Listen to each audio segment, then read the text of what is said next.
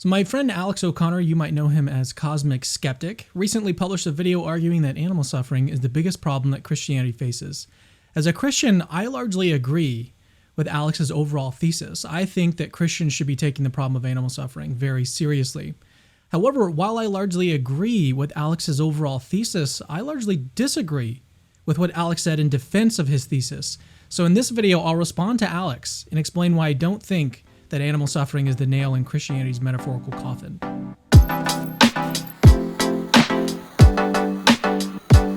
I'm Cameron Bertuzzi. Welcome to Capturing Christianity, a channel that is exposing you to the intellectual side of Christian belief. By the way, don't subscribe to this channel if you don't like philosophy or apologetics, because that's pretty much all that we talk about. All right, so let me start this response video with a few caveats. First, I have a deep appreciation for Alex. He strikes me as someone that is genuinely trying to follow the truth, even if it leads him to accept or defend things that he wished weren't true. Second, a good portion of Alex's video was actually spent responding to things that Dr. William Lane Craig has said about animal suffering. This video is not a defense of Dr. Craig. In this video, I'll be drawing on the work of contemporary philosophers and theologians that are actively writing on the subject. As cool as he is, Dr. Craig is not one of them. Third, I think it's really important to note that your view of Christian theology is probably going to impact which response to animal suffering that you find plausible. So, for example, Alex seems pretty biased against any Christian doctrine of animal immortality. But unless you believe in some doggy heaven, or that Jesus died for the sake of your pet hamster's sins too, this also doesn't really fly for animals. So Alex seems to believe that animal immortality is outside the bounds of Christian orthodoxy, that or he believes that it's just really implausible. We'll talk more about what the Bible says about animal immortality later on. The point here is just to recognize that your view of theology is probably going to impact which Christian responses to animal suffering you find plausible. And this is actually going to be really important when we get to later sections of this video. Fourth, I think it would be helpful to visualize the problem of animal suffering on a spectrum. So on the far left of the spectrum, I think that's on this side for you guys. On the far left of the spectrum is the view that no animals suffer at all. And this view basically denies that there's a problem. A lot of Christians mistakenly, in my view, take this position. I honestly don't know why they're drawn to it. On the far right of the spectrum, the other side, is the view that all animals, both individually and collectively, suffer more than humans. This view basically has two components. So first, it says that each individual animal, and here I'm referring to every single non-human organism, suffers more than any human. That's the first element. Second element says that animals have suffered more in total than humans in total. So on this side of the spectrum, there's an individual and group component. And this view takes the problem of animal suffering basically to the opposite extreme. So while I don't think that Alex falls all the way to the right of the spectrum, he comes somewhat close. At least when it comes to vertebrates, here's what Alex says. We're talking trillions of animals, each one of whom will, under the unerring supervision of an all-powerful, all-loving God, likely experience more fear, devastation, and suffering in their lifetimes than we human beings are even capable of imagining. So I personally think that Alex's view is a bit too strong. While I agree that animals collectively suffer more than humans, it's not all that clear scientifically that any individual animal suffers more than any individual human. In her book, Animals in Translation, animal behaviorist Temple Grandin gives two reasons to think that pain doesn't hurt animals as much as it would humans. Number one, even when they're alone, sorry, this is a quote, even when they're alone, animals usually, not always, but usually act as if an injury or disease hurts them less than the exact same injury or disease would hurt a person. That's important. Second, animals' frontal lobes aren't as developed as humans. There are some pretty weird studies on this that show that people with messed up frontal lobes aren't really bothered by pain, even when they can feel it. If you're interested, check the description if you'd like to see those studies. But according to Grandin, since the frontal lobes of animals are less developed, it's possible that animals have as much pain as people do. Sorry, this is another quote. Quote, it's possible that animals have as much pain as people do, but less suffering, end quote. Moreover, when it comes to emotional suffering in animals, for example, fear, scary things don't really seem to trigger animals the way that we would expect. So for example, studies on rats show that they don't really get scared until they're up close to a predator, even when they know that there's a predator in the vicinity. So in other words, a known predator at a distance doesn't trigger a fear response. And that's not necessarily what we'd expect to observe. But the point here is that there's reason to think that there are fewer situations or circumstances in which some animals actually experience fear. Now, of course, none of this at all even comes close to meaning that the problem of animal suffering is not really a problem. Even if animals don't experience as much suffering as humans individually, animals collectively experience far, far, far more suffering than humans in total. Just to take one example, in the past 30 years, around 2.2 trillion factory farmed animals have been killed, and their lives are pretty much constant suffering. Whereas there have only been about 100 billion humans in the entire history of the world. And this doesn't even get into how many animals have existed and suffered prior to humans, which some estimate to be in the quintillions. It's a whole lot. If you don't know what quintillion is, it's a lot. So going back to this whole spectrum idea, where should we be on the spectrum? I think it's actually pretty hard to say. I don't think that we should be close to either side. Definitely shouldn't be close to the left side, but I also don't think that we should be very close to the right side. And I may have these backwards. It's difficult to do this on the camera. But the science and philosophy of animal pain is still in its infancy. Conservatively, we should probably be somewhere in the middle of this spectrum. There's definitely a problem of animal suffering, but the degree and distribution of suffering is sort of an open question. All right, with these 4 initial items out of the way, let me just give you a quick overview of what you can expect if you watch this video in its entirety. So first, I'll argue that some atheists, including Alex, make questionable assumptions in defending the claim that animal suffering is expected if God does not exist. Second, I'll introduce 2 animal suffering theodicies, or 2 reasons the Christian God would have for permitting animal suffering. Third, I'm going to tie it all together and show how if all of this is right, it's actually not clear how atheism has any kind of explanatory advantage over Christianity in accounting for animal suffering. And you definitely want to stick around for that last section. All right, section 1, animal suffering and atheism. So in assessing the probability of animal suffering giving atheism, the best place to start would probably be to simply ask, if atheism were true, would we expect to find a world like ours where trillions of animals suffer? And to many, this might seem like a question with an obvious answer, like, duh, animal suffering is obviously expected given atheism. But what I want to do in this section is apply a level of skepticism to this answer. I want to look very closely at what it is about atheism that's giving us a high conditional probability of animal suffering, because I just don't see it. But let's get into what Alex says in defense of a high probability. What would we expect to find if we assume that there is no God, and animals in nature are just randomly mutating and evolving and competing for resources with no divine guidance? Well, we'd expect pretty much exactly what we observe in the real world, a messy bloodbath and a struggle for survival. So in this clip, Alex says that on atheism, we'd expect to find exactly what we find, but that's not actually what he says. Notice he says, quote, if we assume there is no God and animals in nature are randomly mutating. Alex has quietly, quite cleverly as well, added in an auxiliary hypothesis to atheism, namely evolution. So to get a theory that predicts animal suffering, Alex combines atheism with an auxiliary hypothesis about the existence of animals that are randomly mutating and competing for resources. Now, you might not necessarily see anything wrong with combining atheism and evolution in order to explain animal suffering, but in my view, this maneuver presents 2 very serious problems. The first problem is that adding evolution to atheism drastically lowers its intrinsic probability. If that sounds weird, stick with me, I'll explain that in just a second. The second problem is that if Alex can add an auxiliary hypothesis to atheism in order to explain animal suffering, then it's really only fair that the Christian do the same. All right, so let me now expand on both of these problems. So this first problem is a bit technical, but don't worry, I'm not going to be using any like math or symbols or anything. So first, some terminology. The intrinsic probability of a hypothesis is just the probability that a hypothesis is true before you look at any evidence. It kind of sounds like a scary term, but it's not. I've linked a really helpful video here if you want to go check it out, if you're interested. So to reiterate, my first claim is that adding evolution to atheism drastically lowers its intrinsic probability. And there's basically just 2 steps to see how this works. The first step is to see that evolution is very unlikely if atheism is true. That's the first step. Now, if you're an atheist, this might seem really unintuitive, counterintuitive, perhaps even backwards. So just allow me to explain what I mean.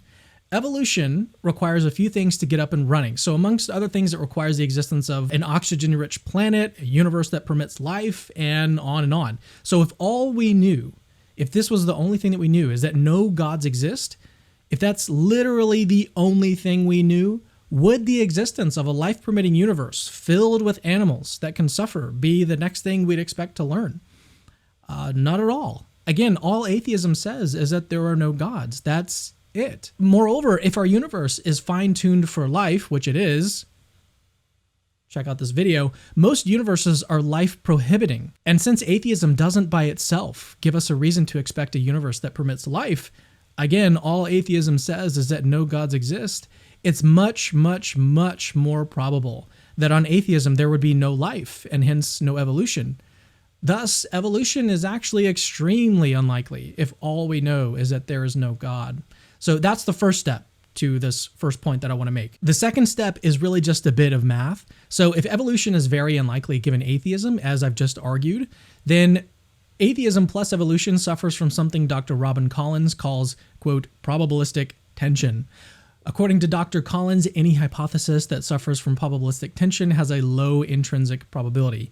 And this follows as a matter of some simple math. I won't bore you with those details in this video. You probably won't want to see them anyways. But if you'd like to see the math and how all of this works out, then just check the description.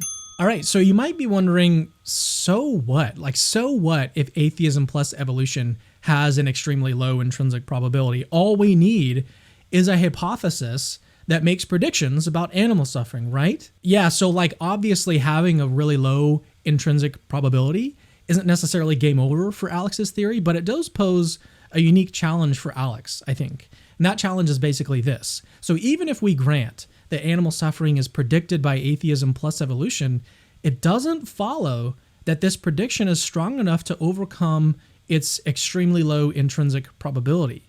That actually doesn't follow. So I've got an analogy. Think of it like this. Suppose that through a series of unfortunate events, Chris or you, whoever, owes the bank $50 billion. Okay? And then suppose that Chris plays the lottery and wins $100 million. Okay, so he's won a little bit of money. Chris is just, well, a lot of money. Chris just won a lot of money, but he's still massively in debt. Okay, he still owes the bank $49.9 billion. That's the kind of situation I'm suggesting atheism plus evolution might be in. It's in massive probabilistic debt. Okay, but as I mentioned earlier, I think that Alex's combination hypothesis faces a second problem.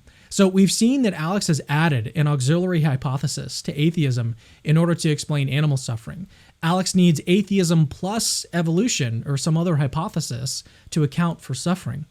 However, if Alex can just sort of add something to atheism in order to account for animal suffering, then in fairness, it seems like the Christian ought to be able to do the same to Christianity. For example, the Christian could add an auxiliary hypothesis like God has a good reason for allowing animal suffering. This might seem like cheating, but this is kind of what Alex is doing. This hypothesis is going to do the same kind of work for Christians that evolution is doing for atheism in Alex's account. If God has a good reason to allow animal suffering wouldn't be too surprising given Christianity, right? And keep in mind, this is not what I'm saying that Christians actually should do. All I'm saying is that if Alex can make this kind of move, then in fairness, the Christian ought to be able to make it too. So one objection you might have to this is that it's very, very unlikely that God has a reason to allow animal suffering. So I've got a couple things to say about this objection. First, this is the same objection, literally almost the same objection that I just raised against Alex's combination hypothesis. Remember, I argued that facts about evolution are very, very unlikely given atheism. Thus, even granting, if we grant the success of this objection, it's not clear that Alex is in some kind of better position. Second, this is not the only auxiliary hypothesis the Christian could appeal to. If necessary, the Christian could help themselves to the exact same theory that Alex used, namely evolution. The Christian that endorses Alex's theory of evolution would actually enjoy all the same explanatory benefits as Alex with respect to animal suffering. Before moving on to the next section, I'll quickly address one last objection to what I've just argued. So at this point, Alex, he might want to say that he's not adding anything to evolution. He's not adding anything to atheism. facts about evolution are just sort of common knowledge. Alex's version of evolution is something that we just all know to be true. My issue with this response is that if evolution is part of our background knowledge, if it's assumed no matter what hypothesis we're testing, then it kind of seems like every hypothesis is going to explain animal suffering. Well, why is that? So for the simple fact, evolution does a pretty decent job of explaining why animals suffer. I mean, isn't this like exactly the reason that Alex appealed to evolution in the first place? So if evolution is something that we all know as part of our background knowledge, and this expectation holds no matter what hypothesis we're currently considering, this seems like every hypothesis is going to predict the data of animal suffering. So it's not clear that this maneuver uniquely helps the atheists. In fact, it seems to help everyone, including Christians. To quickly summarize this section, because it was a whole lot, we've seen that atheism doesn't by itself predict the data of animal suffering. In order to actually have a theory that explains the data, Alex has added an auxiliary hypothesis to atheism, namely evolution. And this move raises two very serious problems, in my view. So first, Alex's combination hypothesis has a very, very low intrinsic probability. Second, if Alex can add something to atheism in order to explain animal suffering, then in fairness, the Christian ought to be able to do the same. So while this section alone would actually be enough to cast doubt on Alex's entire project, let's now turn and look at how Christianity fares in explaining animal suffering. Does it do any better than atheism? Section 2, Animal Suffering and Christianity. So in his video, Alex argues that the probability of animal suffering given Christianity is low. In this section, we're going to do two things. So first, we'll critically assess Alex's argument that the probability of animal suffering given Christianity is low. And then second, I'll build my own case that the probability of animal suffering given Christianity is not low. So what is Alex's argument? Well, actually, apart from his responses to Dr. Craig, which again is not the point of this video, the only argument that Alex provides for a low probability of animal suffering given Christianity is that most theodicies don't apply to animals. That's it. That's his whole argument. There are many quite famous attempts to reconcile the existence of evil with a loving God. The problem is that a great many of these attempts, which are known as theodicies, by the way, simply don't apply to non-humans. So Alex then goes on to list a couple popular theodicies and then claims that they don't apply to animals. What I want to do, I'm going to offer two objections to this argument. The first objection will constitute an undercutting defeater, the second a rebutting defeater. So first, Alex's argument is a non sequitur. Even if we assume that Alex is right, even if we assume that most theodicies don't apply to non-human animals, it doesn't follow that all theodicies don't apply to animals. Second, Alex's claim is demonstrably false.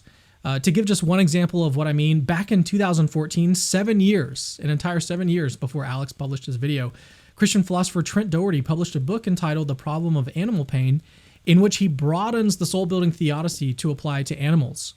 In short, soul building, one of like the most popular theodicies out there, can and has been applied to animals. A whole lot more could be said about this, including other attempts at extending traditional theodicies, such as the free will defense, to animals, but it's undeniable that Alex's claim is both a non sequitur and it's demonstrably false. All right, let's switch gears. I'll now make a case that the probability of animal suffering given Christianity is not low. And the way that I'll do this is by explaining two animal suffering theodicies. The first theodicy is gnomic regularity. This theodicy doesn't require animal immortality. The second theodicy is the soul-building theodicy that I've already mentioned. And although there are forms of this theodicy that don't require animal immortality, the strongest version does. We'll talk about that a little bit more in just a second. So before we get into the actual theodicies, I'll just quickly note that these two that I'm talking about here aren't the only animal suffering theodicies out there. Originally, and this is part of the reason why this script has taken so long to write and get out, is that I was going to cover 6 different animal theodicies in this video, but that proved way too big of a project. So if you want, I've got an additional list of animal suffering theodicies linked in the description, as well as some other important resources, so go check that out. Something else to keep in mind is that when it comes to these theodicies, God, being perfectly good and loving, wants to bring about as many goods as he can. So, and especially the greatest goods. And this is going to be taken as sort of a given as we're going through this section. Just keep that in mind. The last note before we get to the theodicies is that I can't address every objection in this video. Otherwise, it would be like a 10-hour long video. If your particular objection isn't addressed, I recommend checking the original sources or just sticking around. Like I may just make another video, who knows? Okay, gnomic regularity. The first theodicy, as I mentioned, is gnomic regularity. What is gnomic regularity? Gnomic regularity, how many times can I say that? Is the idea that the natural world is orderly. The world operates according to law-like processes that have few or no exceptions. So to get this theodicy going, it's kind of helpful to imagine a world that has no regularity, a world that is just completely chaotic. So in this world, if you were to like drop a ball, it would just as likely result in it falling to the ground as it would shooting straight up to the ceiling, as it would like doing a loop, shooting itself into someone's eye. It might even just completely pop itself out of existence. In general, no two events would relate to each other in regular, understandable ways. So two negative results are apparent right away. So first, biological life would not exist in such a world. Animals, both human and non-human, are the result of an orderly process, whether it was through special creation or evolution. But none of this would be possible if the world was described by chaos. Even if God exists and sort of cheated and created the world just as it looks now, once the chaos sets in, there's really no way to tell how much life would exist after the first few seconds. So, for example, the forces binding atoms together might suddenly just sort of fail to exist, causing any life to just fall apart. So biological life, it's pretty obvious, requires some kind of regularity. Second negative result is that nothing like moral choice would remotely be possible in such a world. So even if we assume that life could not only arise, but sort of stay around in such a chaotic world, in order to be morally responsible for our choices, we minimally need to be able to predict the effects our actions will have. I need to know if dropping the ball is going to result in poking someone's eye out. But in a chaos world, in a chaotic world, we wouldn't be able to make any of these predictions. And without the ability to make accurate predictions, moral choice goes completely out the window. So the gist of this theodicy is that gnomic regularity makes certain goods like biological life and moral choice possible. Some philosophers have even argued that gnomic regularity itself is a great good.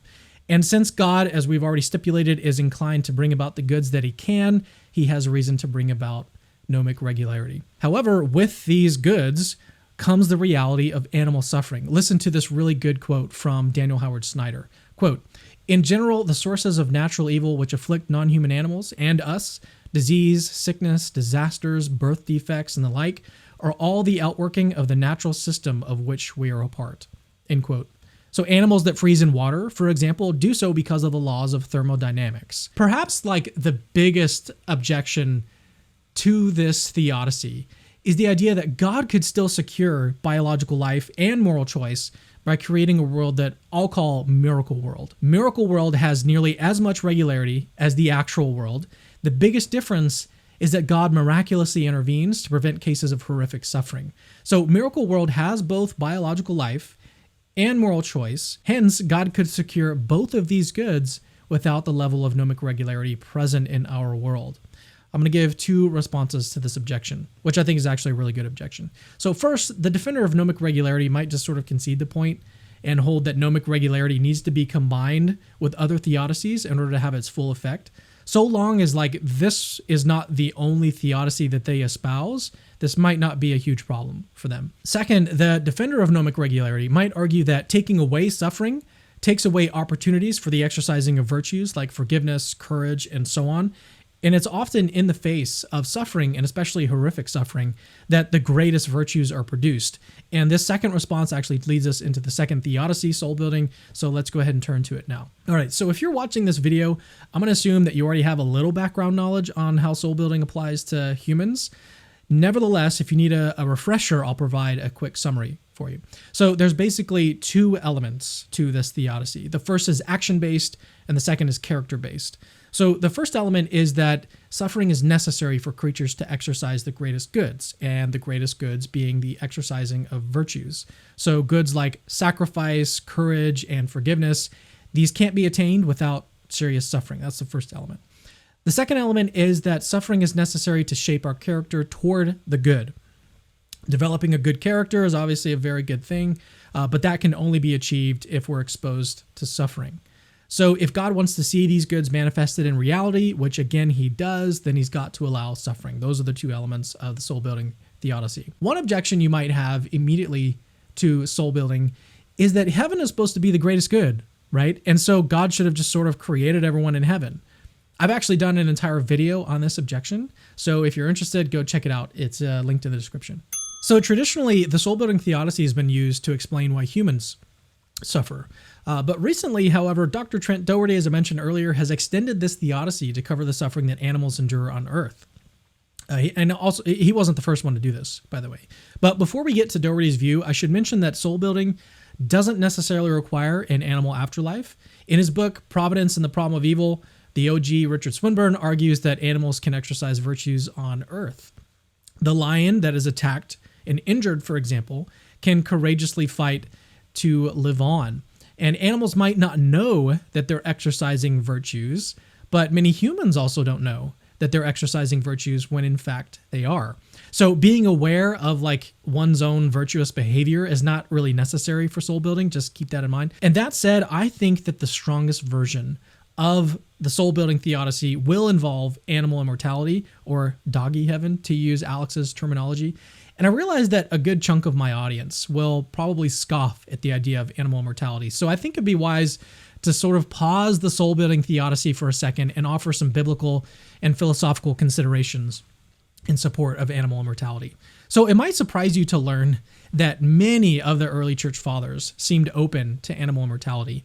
According to Father Christopher Steck, he's awesome, by the way, quote, early Christian thinkers typically expected that Christ's redemption would include all creation, end quote.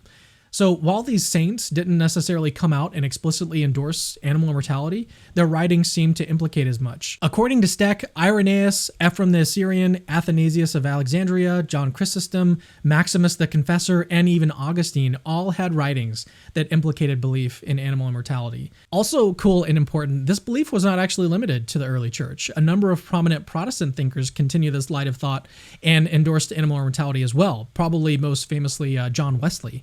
John Calvin and Martin Luther also seem to imply the same in some of their writings as well. Moving on, let's now look at a couple verses from the Bible that one might use to support the notion of animal immortality. I'll cover just two in this video, but theologians favoring this view usually draw from like a wide variety of passages. So our first verse is Isaiah 11:6-9. Quote, "The wolf will live with the lamb, the leopard will lie down with the goat, the calf and the lion and the yearling together, and a little child will lead them.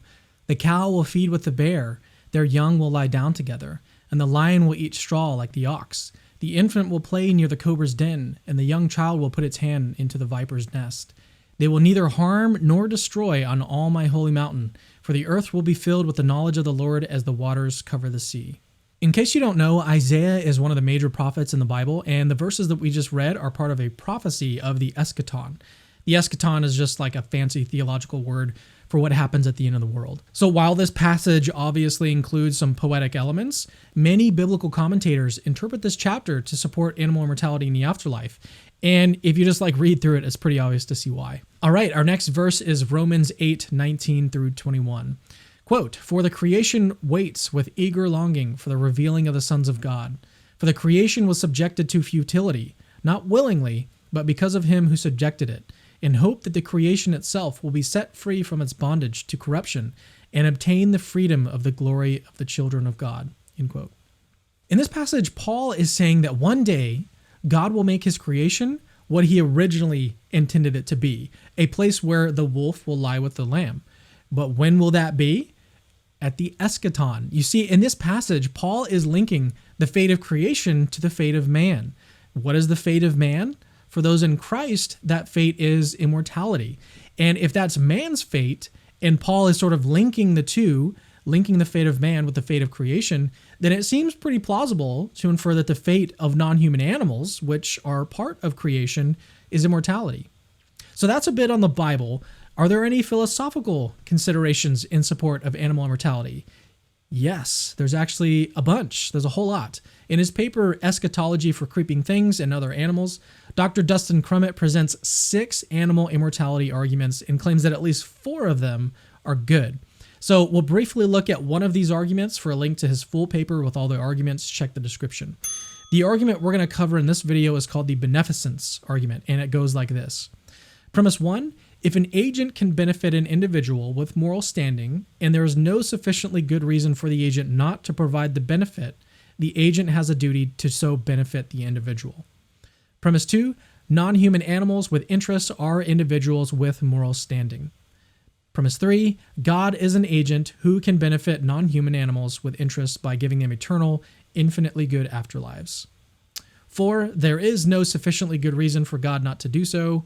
5, God has a duty to benefit non-human animals with interest by giving them eternal, infinitely good afterlives. That follows from 1 through 4.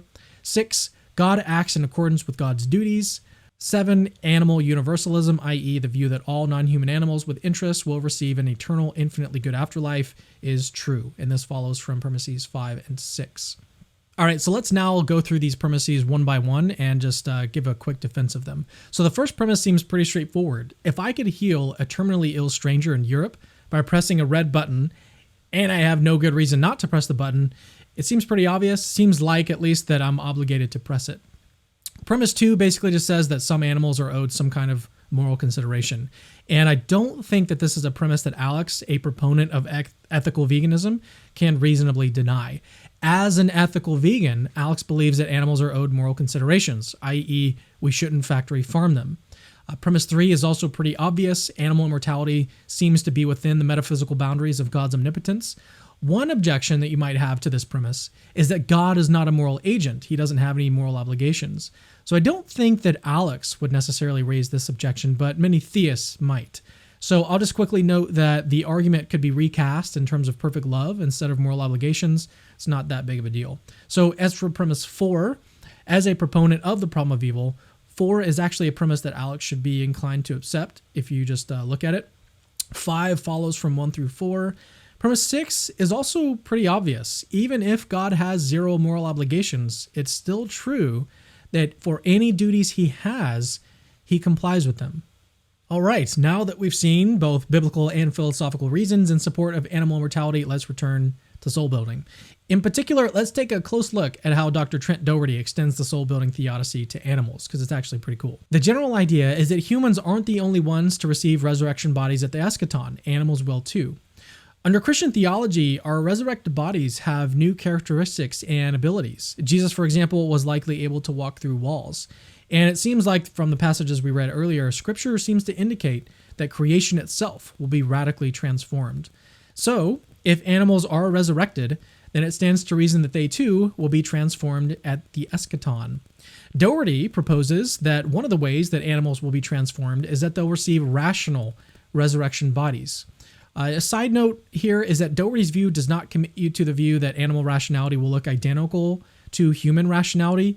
A rational pig may look very different from a rational human. This view only requires the kind of rationality necessary for animals to reflect on, own, and grow from prior experiences, however that may look for any individual animal.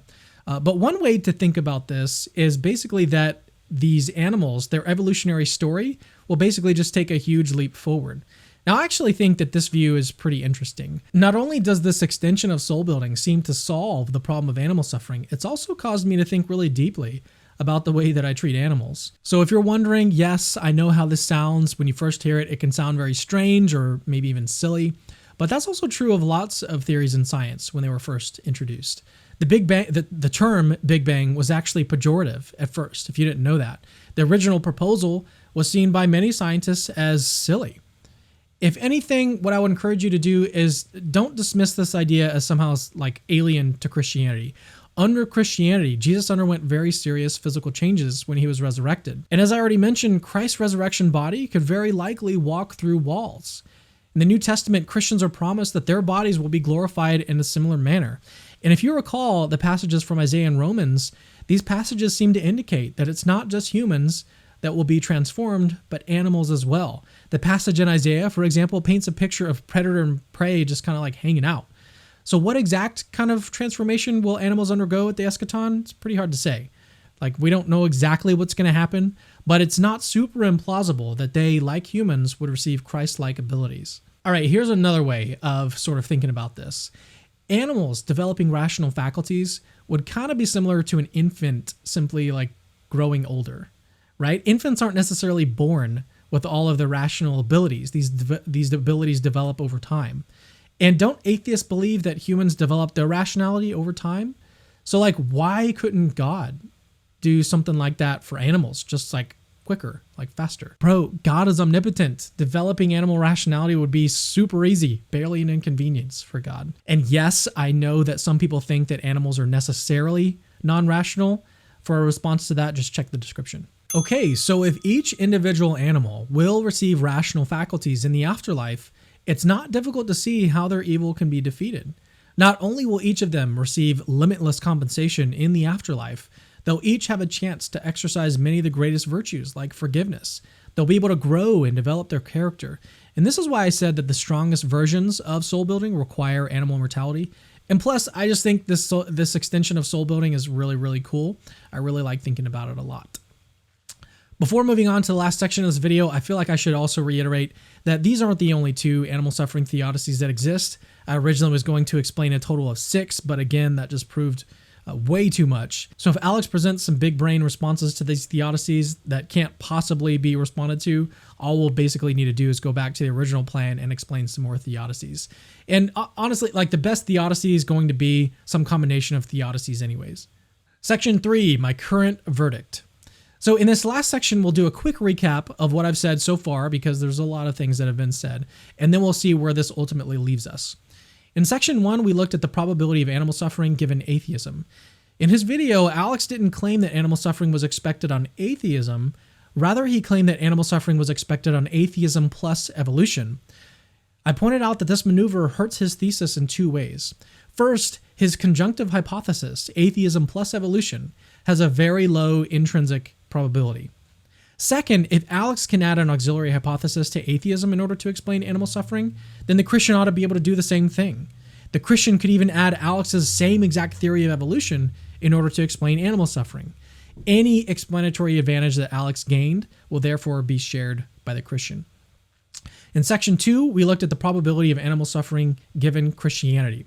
First, I answered Alex's argument that the probability of animal suffering given Christianity is low. I explained that his argument was both a non sequitur and it was demonstrably false. Second, I introduced 2 animal suffering theodicies, gnomic regularity and soul building. Since God will likely bring about the goods that he can, these 2 theodicies raise the conditional probability of animal suffering given Christianity. So going back to Alex's video, animal suffering is supposed to be Christianity's biggest problem, right? But if what I've just argued up until this point is correct, then atheism seems to be worse off than Christianity. Does atheism do a good job of explaining animal suffering? Apparently not. Alex had to join an auxiliary hypothesis to atheism in order to explain the data. But what about Alex's conjunctive hypothesis? Does atheism plus evolution do a good job? Well, maybe, but it's still unclear how his hypothesis is supposed to have some kind of upper hand in comparison to Christianity. Not only does his conjunctive hypothesis face the low intrinsic probability problem I've outlined, it seems that fairness requires Alex to allow the Christian to create their own conjunctive hypothesis to explain the data. And moreover, notice that the 2 theodicies I outlined aren't available to atheists.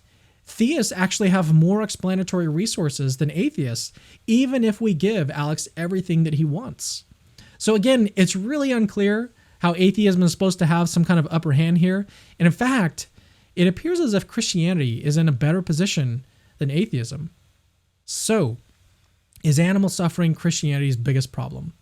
Arguably, yes. Does atheism have an explanatory advantage over Christianity in explaining animal suffering? Arguably, no.